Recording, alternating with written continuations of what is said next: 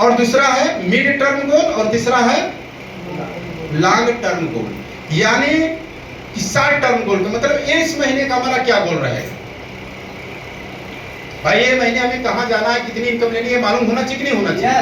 लेकिन गलती क्या करते हैं कि बहुत सारे लोग चल रहे होते हैं और उन्हें पता ही नहीं कि कहाँ जाएंगे, कितना बिजनेस करेंगे, कितना इनकम आएगी। अभी पूछे कि इस महीने कितना है करना है तो पता ही नहीं, या पिछले महीना कितना बिजनेस हुआ था पता नहीं चलेगा। घनश्याम जी आपका बिजनेस पिछले महीना कितना हुआ? हाँ इधर से और कौन बताएंगे? किशोर सुरेश सर। हाँ इनकम में बच जानते हैं, इनकम आया जो वह जाने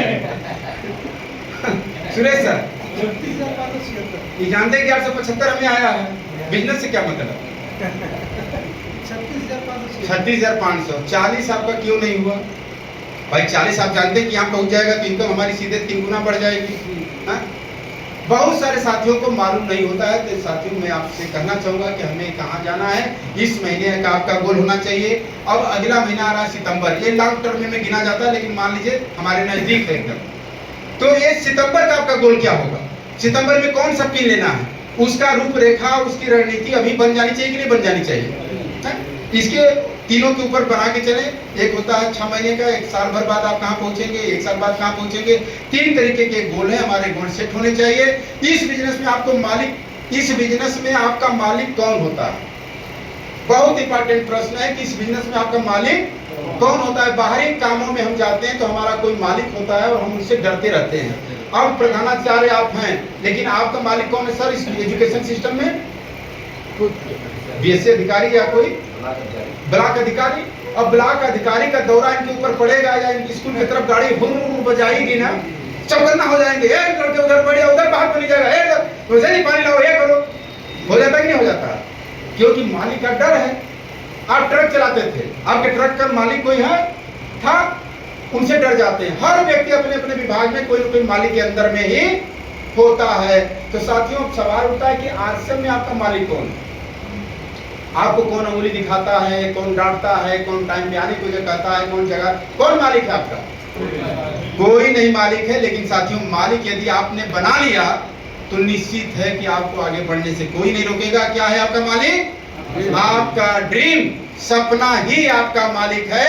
यदि आपका सपना आपके दिमाग में फिक्स है कि मुझे ₹1 लाख महीना लेना है, मेरे को बंगला चाहिए, मेरे को स्टेज चाहिए, मेरे को पहचान होनी चाहिए, मैं दुनिया में घूमूं, बाहर जाऊं, यदि इसमें से कोई भी हमारा ड्रीम बन जाता है तो वह ड्रीम ही आपको सवेरे जगने के लिए तैयार कर देगा।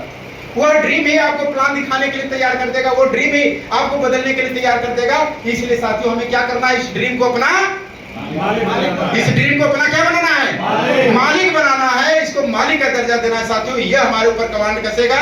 और दूसरा हमारा क्या है मालिक? हमारा आपका अनुशासन। हमारा अनुशासन ही हमारा मालिक है।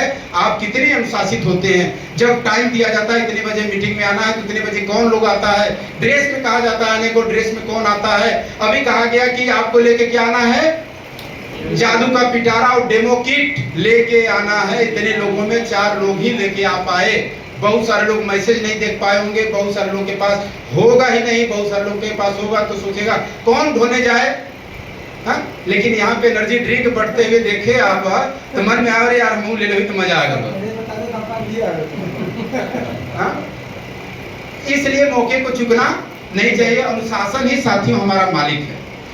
आपका वजूद ही आपका मालिक है। आपका वजूद कैसा है साथियों? ये तीनों को यदि आप अपनाते हैं, आप अपना कमिटमेंट आपका क्या है, यह आपका मालिक है।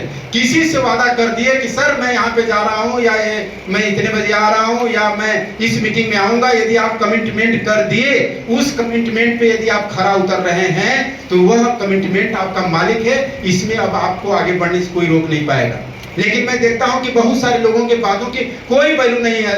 एक कान से कहेंगे दूसरे से निकाल देंगे, एक से सुनेंगे दूसरे से निकाल देंगे। तो साथियों इन चारों चीजों को अपना मालिक बना लीजिए। इस आरसीएम में मेरा दावा है कि इस मालिक को